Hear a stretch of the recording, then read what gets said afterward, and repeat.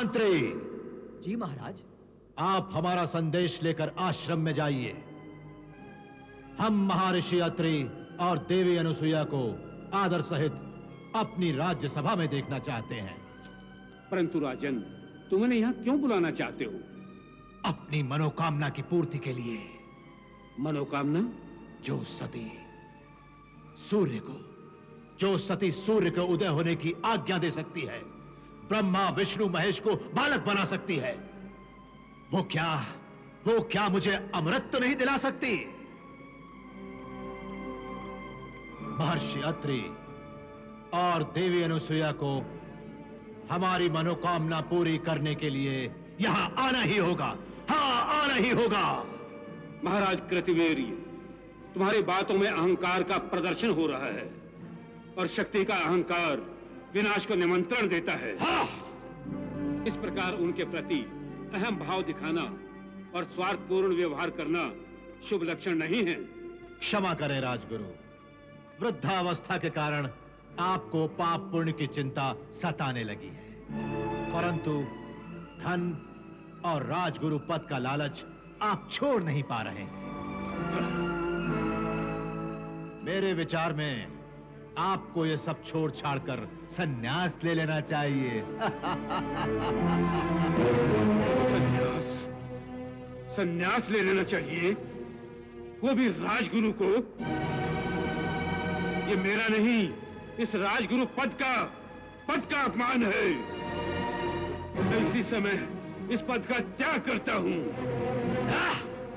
धिक्कार है राजन तुम्हारे शासन पर। ठहरो राजगुरु। राजा कृतवीर ने अपने राज्य में विद्रोह को कभी पनपने नहीं दिया है। मष्मती के इस राज्य में विद्रोह का एक ही दंड है, मृत्युदंड। हाँ, मृत्युदंड। राजगुरु,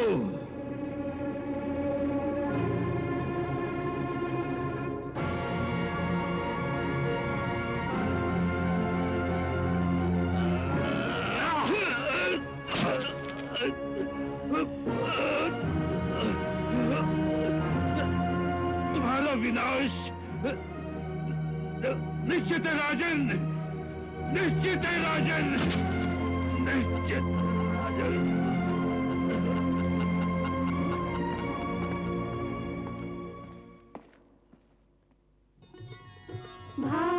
भाग्यवती तिथि आई है, अनुसुईया की गोद भराई है। अत्रि ऋषि को बधाई है, सजनी की गोद भराई है। मुझे मनाने के दिन आए,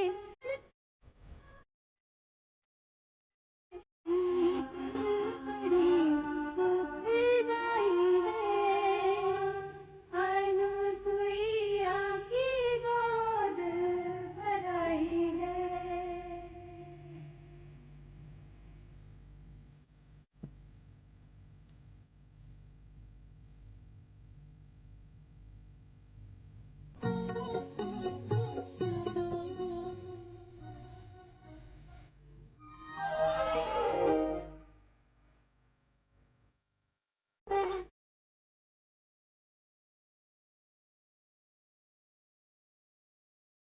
अरे अरे,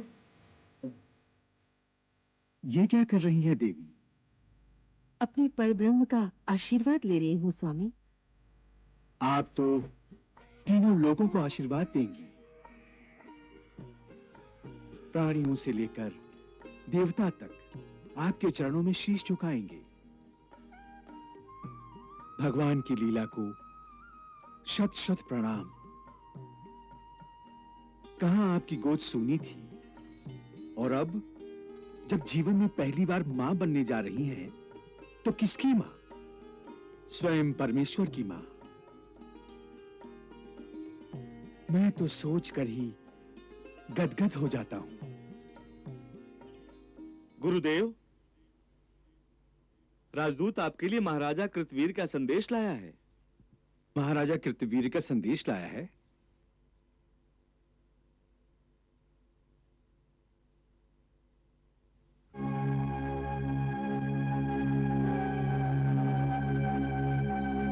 और हमें कितनी प्रतीक्षा करनी होगी? आप हमें अत्रि ऋषि का आश्रम बताइए कहाँ है। हम स्वयं जाकर महाराज का संदेश उनको दे देंगे। अत्रि गुरुदेव पधार रहे हैं।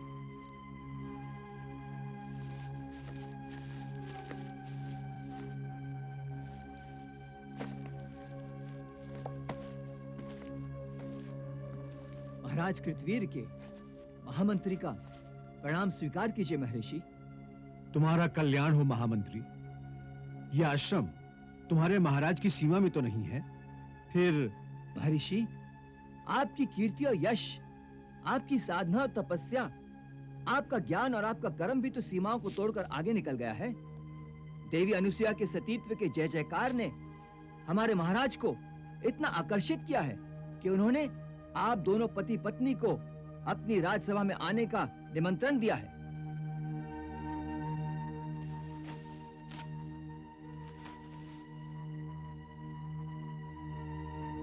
पढ़ो, क्या संदेश भेजा है महाराज ने?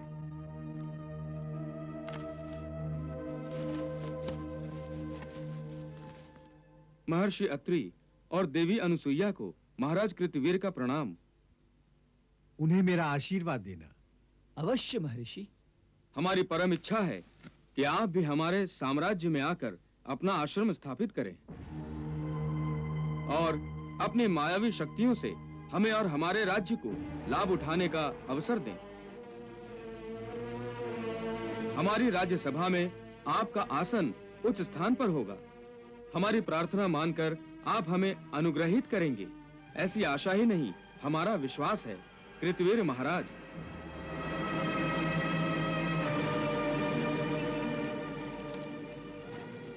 अपने महाराज को मेरा आशीर्वाद देते हुए कहना कि जो साधु होते हैं उनका आचरण विचित्र होता है।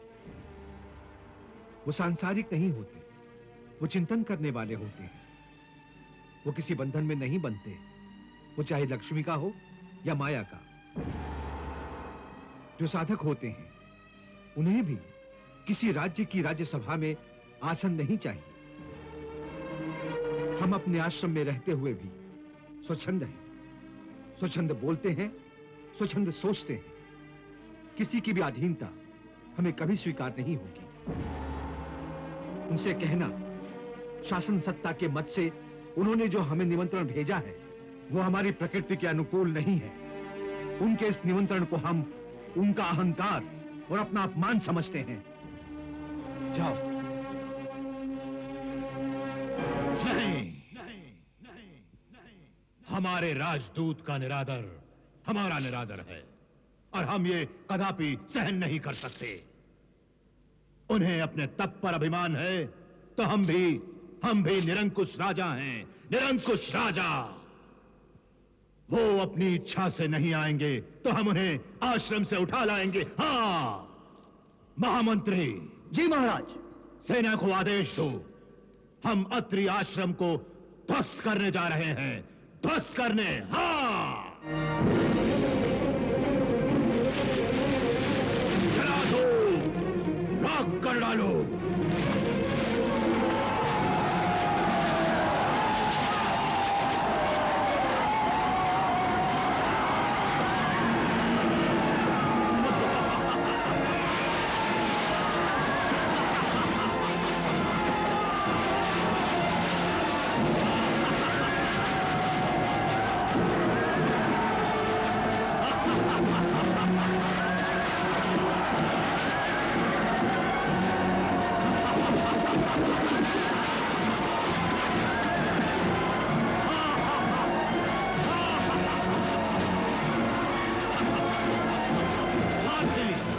आगे ले चलो आश्रम की ओर।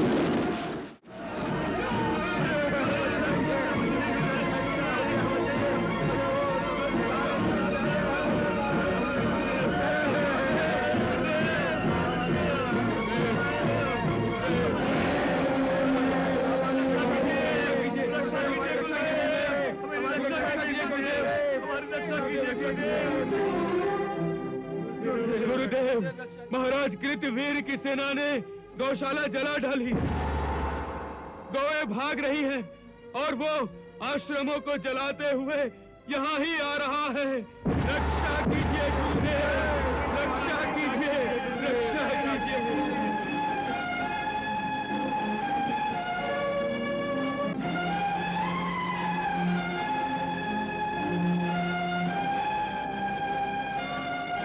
वहीं पे रुक जाओ।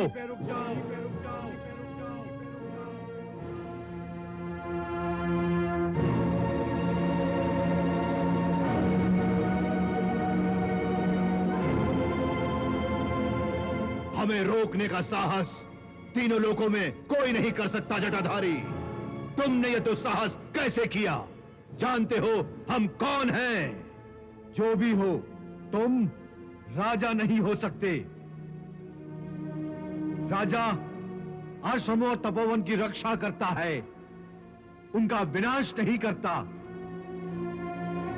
और जो गौओं, ब्राह्मणों और तपस्वियों को त्रस्त करता है, आश्रमों को जलाता है, ऋषियों का ध्यान भंग करता है, वो अपने विनाश को निमंत्रित करता है। राजा कृतवीर का विनाश नहीं हो सकता। सैनिकों, आश्रम को जलाकर राख कर दो।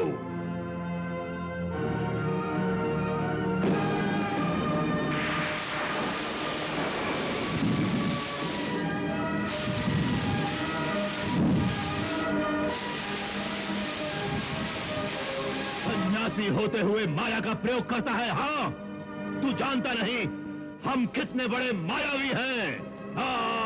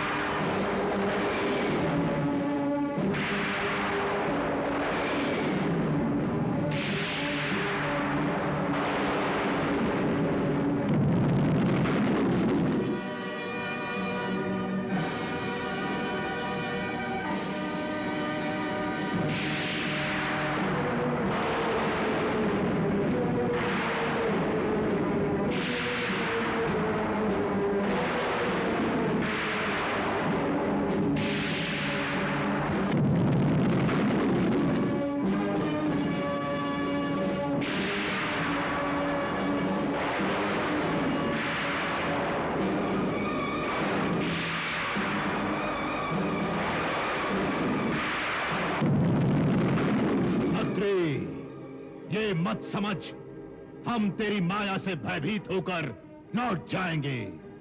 राजा कृतवीर जो निश्चय कर लेता है उसे पूरा किए बिना नहीं लौटता। हाँ! शांत चित्त होकर नहीं जाओगे तो तुम्हें ब्रह्मज्ञानियों के दंड का भोगना होगा। हम राजा हैं, राजा। अरे दंड देने का अधिकार केवल हमें है, हमें, तुम जैसे आश्रम वासियों को नहीं। हम तेरी स्त्री को बलात् ले जाएंगे। हम देखते हैं कौन रोकता है हमें। हाँ! कृतवीर्य, अपनी शक्ति पर, अपने बल पर इतना घमंड, इतना अहंकार। जिन ऋषि मुनियों के तपोबल पर राज्य की सुरक्षा निर्भर होती है, उनका इतना भयंकर अपमान। हाँ! कृतवीर्य, मैं ब्रह्मपुत्र अत्रेय तुम्हें श्राप देता हूं। इस शक्ति और बल के कारण तुम उन्मत्त और दुराचारी होकर इस पवित्र आश्रम में आतंक मचा रहे हो। ऋषि मुनि, ब्राह्मणों और तपस्वियों के सामने शक्ति का घृणास्पद प्रदर्शन कर रहे हो, तो तुम एक ब्राह्मण के ही सामने शक्तिहीन हो जाओगे। एक ब्राह्मण ही तुम्हारे जैसे आसवी प्रवृत्ति वाले क्षत्रियों का विनाश करेगा, इस पृथ्वी को क्षत्रिय विहीन कर देगा।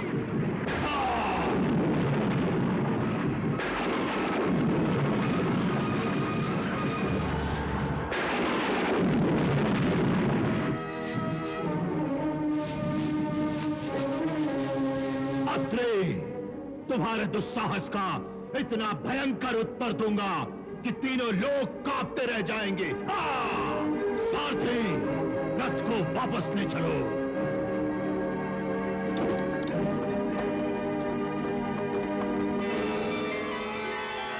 प्रणाम पिताश्री।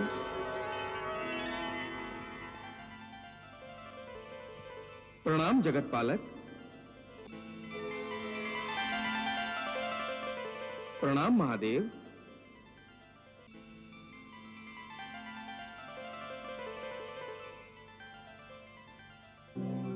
आज आप बहुत चिंतित दिखाई दे रहे हैं देवर्षि।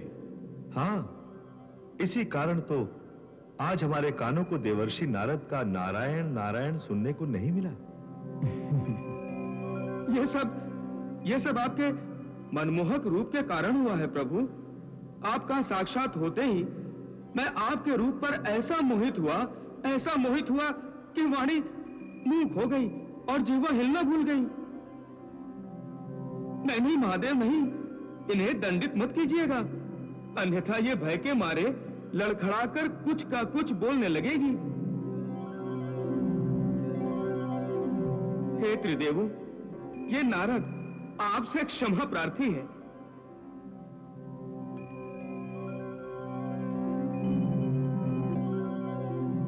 प्रभु, मैं पृथ्वी लोक पर अधर्म और अन्याय के बढ़ते हुए प्रभाव को रोकने की प्रार्थना लेकर उपस्थित हुआ हूं। यदि आपने शीघ्र ही उस प्रभाव को निष्प्रभ नहीं किया तो पृथ्वी पापों के बोझ को नहीं सहन कर पाएगी प्रभु। और हे त्रिदेवो, यदि स्थिति ऐसी ही रही तो पृथ्वी वासियों का परमेश्वर पर से विश्वास ही उठ जाएगा। वो यही सोचेंगे कि कृतवीर जैसे असुरों से अब उनकी रक्षा कोई नहीं कर सकता। इसीलिए हे जगत नियंताओं, महासती अनुसुईया को आपके दिए हुए वरदान के फलीभूत होने का समय आ गया है। सृष्टि कल्याण के लिए अब आप अवतार लीजिए प्रभु, अवतार लीजिए, अवतार लीजिए ब्रह्मदेव, अवतार लीजिए जगन्नाथ, अवतार लीजिए महादेव, अवतार लीजिए।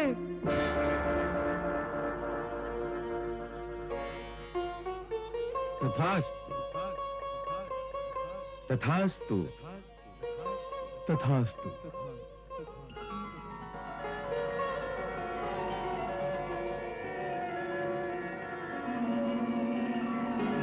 ब्रह्मदेव से तेज आया, अनुसुईया के तन में समाया।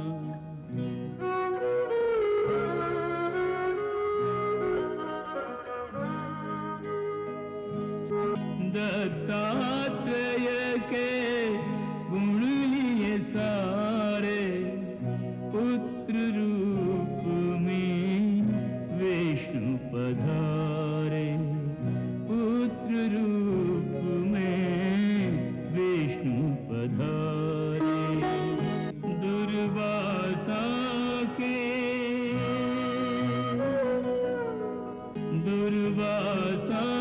के रूप में शंकर ऋषि के घर आए, ऋषि बनकर। तीनों भगवान सती अनसुईया का लाड़ प्यार पाकर पलने लगे। ब्रह्मलोक, शिवसागर और कैलाश को छोड़ ऋषि आश्रम में पलने वाले भगवान प्रसन्न थे और माता की ममता का आनंद ले रहे थे। दुर्वासा स्वभाव से ही क्रोधी था। वो बात बात पर अपने भाइयों से झगड़ पड़ता, उनकी खेलने की चीजें छीन लेता और जब माता अनसुईया उन्हें समझाती तो दुर्वासा बजाय क्षमा मांगने के अपनी जिद पर अड़ा रहता। क्या कर रहे हो? ये बात माता अनसुईया को अच्छी न लगती।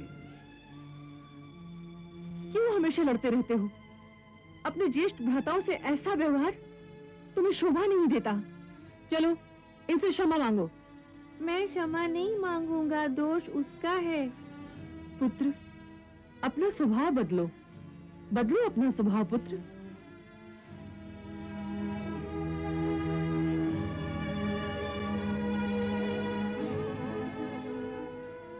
स्वामी, अब मेरा कार्य संपूर्ण हुआ। आप इन तीनों को शिक्षा प्रदान करें। अवश्य देवी। जब व्रत और ज्ञान की शिक्षा प्राप्त करते हुए तीनों बड़े हुए, युवा अवस्था में आकर ज्येष्ठ पुत्र चंद्रमस को अपने लोक की याद सताने लगी और उन्होंने माता अनसुईया से अपनी इच्छा प्रकट की। मां, मैं यहाँ पृथ्वीलोक में नहीं रहना चाहता, मैं ब्रह्मलोक जाना चाहता हूँ। कभी नहीं। फिर कभी अपने होठों से इस आश्रम को छोड़कर जाने की बात भी मत करना। तुमने ये सोचा भी कैसे? क्या नहीं मिलता तुम्हें यहाँ? किस पदार्थ की कमी है इस आश्रम में? कोई कमी नहीं है माताश्री, परंतु मेरा मन। महर्षि, क्या आपने अभी तक अपने पुत्रों को मन के बारे में कोई शिक्षा नहीं दी? दी है माताश्री। मन की चंचलता समझाई है पिताश्री ने हमें। चंद्रमस, मन को वश में रखना सीखो पुत्र। मन तो प्रातः सायं तुम्हें भटकाएगा। आज जो तुम्हें आश्रम से दूर ले जाना चाहता है, कल वो तुम्हें ब्रह्मलोक से दूर ले जाना चाहेगा। तो क्या यूं ही सारा जन्म भटकते रहोगे? मैं फिर से कभी नहीं कहूंगी तुम्हें, तुम इस आश्रम से कहीं नहीं जाओगे। जाओ, तीनों जाके सो जाओ। प्रातः उठकर यज्ञ के लिए समिधाएं लेने जाना है तुम्हें। प्रणाम माताश्री। प्रणाम पिताश्री।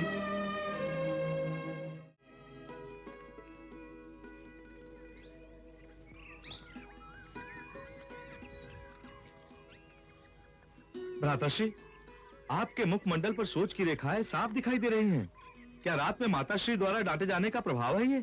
मेरा मन बहुत विचलित है, मैं रात भर सो भी नहीं पाया। यहाँ पृथ्वीलोक पर मुझे कुछ अच्छा नहीं लग रहा। भ्राताश्री, माताश्री यदि आपके आश्रम छोड़कर जाने में प्रसन्न नहीं है, तो उनकी अवज्ञा नहीं करनी चाहिए। ये अवज्ञा नहीं है अनुज। ये अवज्ञा नहीं तो और क्या है? माँ की आज्ञा का पालन करना हमारा कर्तव्य है। उनकी आज्ञा के विरुद्ध कोई भी कार्य करना उनकी अवज्ञा, उनका अपमान है। परंतु अनुज, यहाँ मेरा मन नहीं लग रहा है। ये तो अपने आप को भी धोखा देना हुआ और माताश्री को भी धोखा देना हुआ। नहीं भ्राताश्री, माँ से धोखा मैं सहन नहीं कर सकता। मैं माँ को दुखी नहीं देख सकता।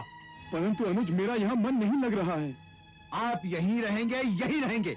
यदि कहीं भी जाने का प्रयत्न किया तो मैं आपको श्राप दे दूंगा। नारायण नारायण नारायण नारायण। प्रणाम देवर्षि। प्रभु, इस लोक में मुझे कोई ऐसा स्थान बता दीजिए जहां जाकर मैं अपना मुंह छुपा सकूं। भगवान, आप क्यों मुझे लज्जित कर रहे हैं? मैं आपका भक्त हूं।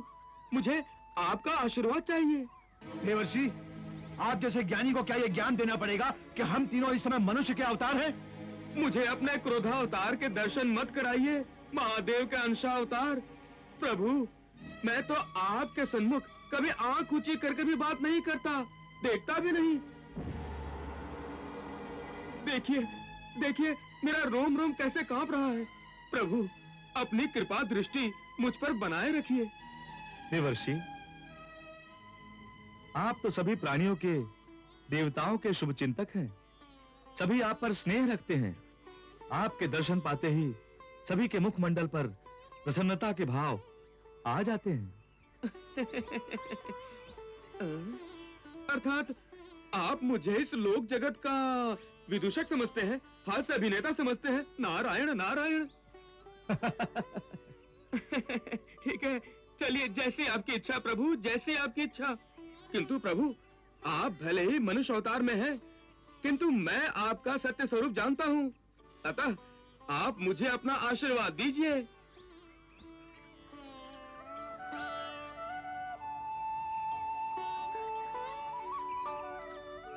हे त्रिदेवों, आपका ये भक्त आपकी सेवा करना चाहता है, अतः यज्ञ के लिए समिधाएं मैं उठा लेता हूं। उसकी कोई आवश्यकता नहीं है देवर्षि। अगर आपको सहायता करनी ही है तो भ्राताश्री चंद्रमा की कीजिए।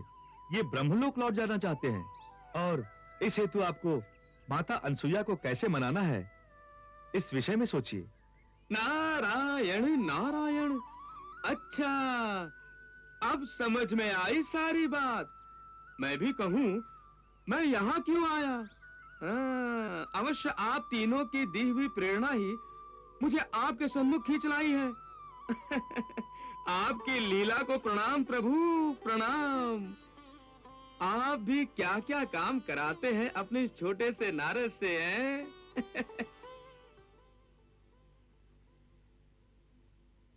नारायण नारायण।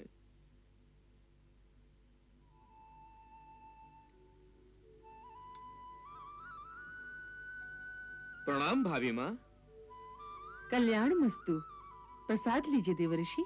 आहा, मेरा सौभाग्य। ओहो, जय हो।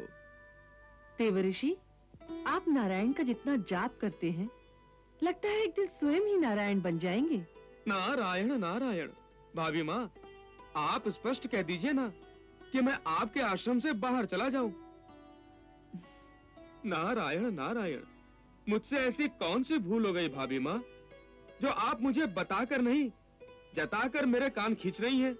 लाइए जगत माता, मुझे अपने चरणों की धूली से अपने मस्तक को सुशोभित कर लेने दीजिए।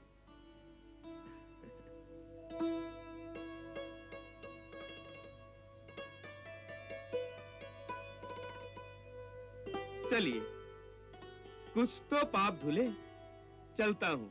नारायण नारायण। भाभी माँ कहते हैं और भाभी माँ का तनिक सा चुटकी लेना सहन नहीं कर सकते क्या? चुटकी क्या? आप चाहे तो अपने वात्सल्य के जितने भी थप्पड़ मेरे मुंह पर मार लें, किंतु उपहास में भी मुझे अपने से बड़ा मत बनाइए। आप मेरी भाभी माँ हैं, भाभी माँ। और एक बेटा माँ से कभी बड़ा नहीं होता।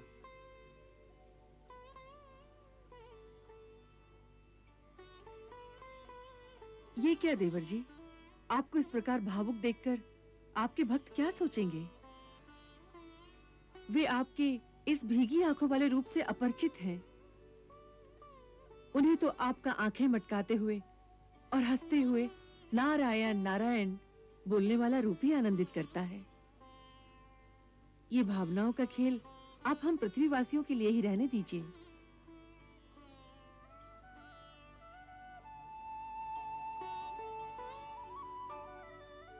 कैसे स्मरण हो आया हमारा देवऋषि? आपके इस आश्रम में तो सभी भक्तों के इष्ट विराजमान हैं देवी। उनके दर्शनों की अभिलाषा हमें इस आश्रम में खींच लाई। प्रभु ने तो वामन अवतार में 3 पगों में पृथ्वी आकाश पाताल माप लिए थे, किंतु आपने तो एक ही वरदान में ब्रह्मा विष्णु महेश को अपने में समो लिया है भाभी मां। नारायण नारायण। आप क्या मेरी प्रशंसा करने आए हैं? नहीं, मैं त्रिदेवों के दर्शन। वो तीनों तो बाहर हैं। हाँ हाँ हाँ भाभी माँ, मैं उनके दर्शन तो बाहर कर आया हूँ। अब मैं उनकी एक प्रार्थना लेकर आपके पास आया हूँ। क्यों? उन्हें मुझसे प्रार्थना करते हुए संकोच आता है क्या? जब बालक थे तो कुछ भी बोल सकते थे, किंतु अब युवक हो गए हैं ना। वो चाहते क्या हैं? वो भाभी माँ, यदि पृथ्वी स्वर्ग और पाताल मिलकर तीनों एक ही लोक हुआ तो? मुझे कोई आश्चर्य नहीं होगा।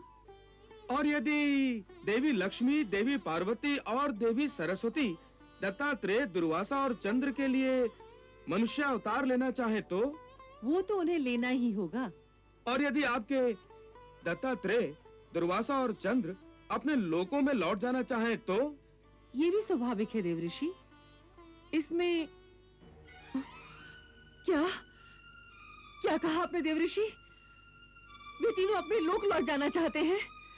तीनों नहीं, केवल चंद्र। चंद्र ब्रह्मलोक लौट जाना चाहते हैं माते। नहीं, ये संभव नहीं।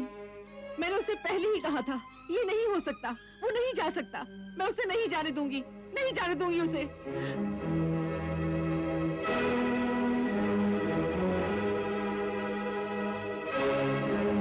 जगत नियंताओं, आप फंस गए।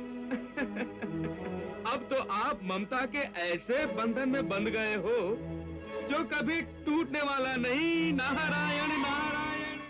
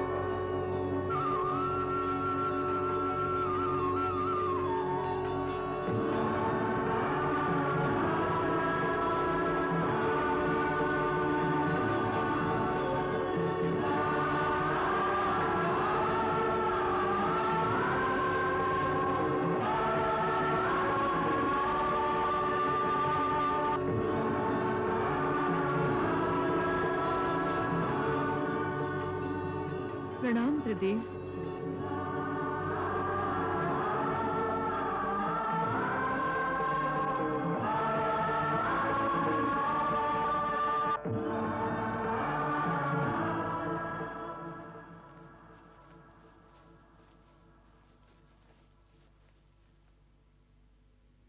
ये क्या माताश्री, आप किसे प्रणाम कर रही हैं?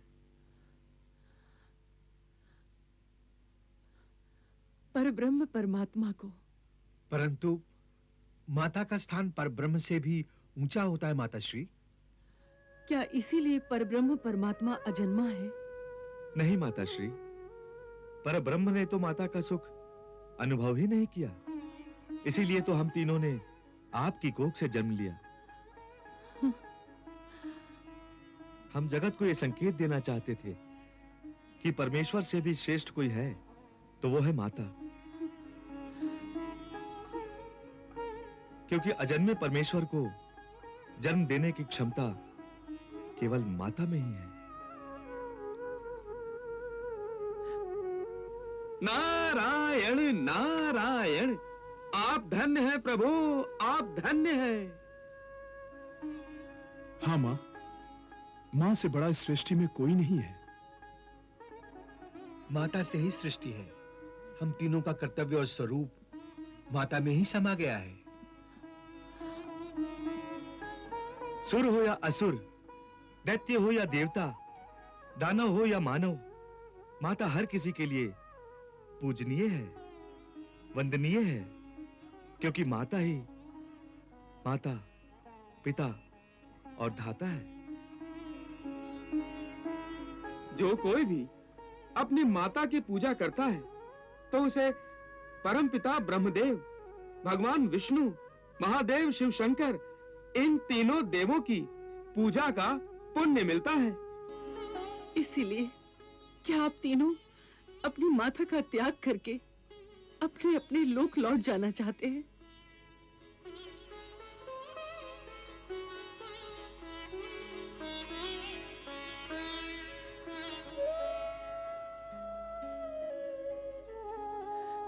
अनसुईया देवी, आप तो परम ज्ञानी हैं। भावुक होना आपको शोभा नहीं देता। आप तो जानती हैं, जब जब जिस जिस कार्य के लिए पृथ्वी लोक पर अवतार हुए हैं, वो कार्य पूरा होते ही पृथ्वी लोक छोड़ देते हैं। चंद्रमा तो परब्रह्म का सात्विक गुण है, जो सदा ही ऊपर रहता है।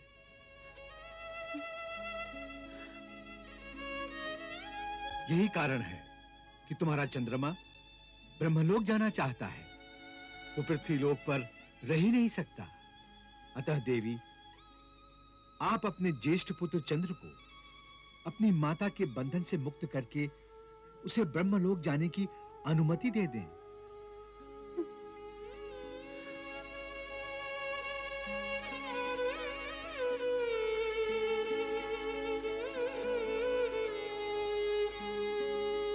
जाओ पुत्र जाओ, तुम्हें मैंने अनुमति दी। मैंने तुम्हें अपनी ममता के बंधन से मुक्त किया। जाओ देवलोक जाके अपनी इच्छा की पूर्ति करो। तुम्हें तुम्हारी माँ का आशीर्वाद है। जाओ पुत्र।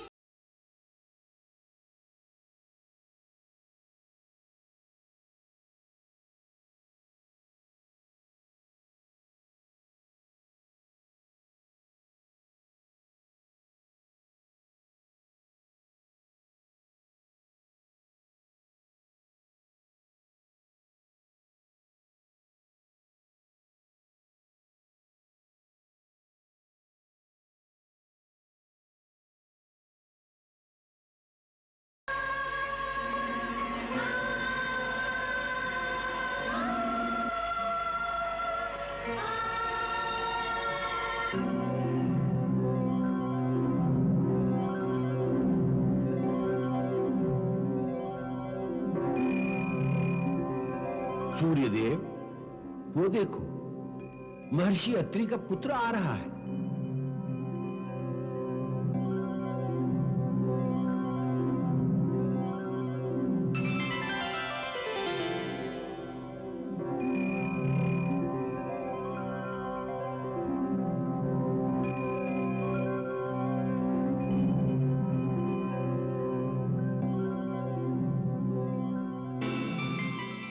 आदि पिता को प्रणाम।